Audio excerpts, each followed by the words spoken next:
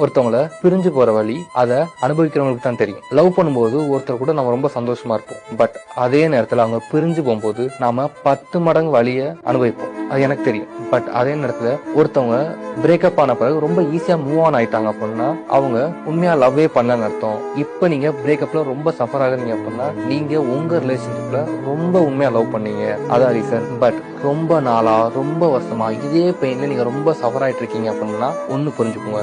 ஏன் இதெல்லாம் அப்படின்னா உங்க பாஸ்ட் பார்ட்னர் தான் நீங்க அப்படின்னா பெஸ்ட் பார்ட்னர் நினைக்கிறீங்க. சோ அவங்களே போயிட்டாங்க, அப்ப நமக்கு வாழ்க்கையே போச்சுன்னு சொல்லிதான் இன்னமும் அதுல சஃபர் ஆயிட்டே இருக்கீங்க. பட் உண்மை அது கிடையாது. அவங்கள விட நல்லா பாத்துக்கிற 1000 பார்ட்னர் வெளியே இருக்காங்க. அதை உங்களால ஏத்துக்க முடியல.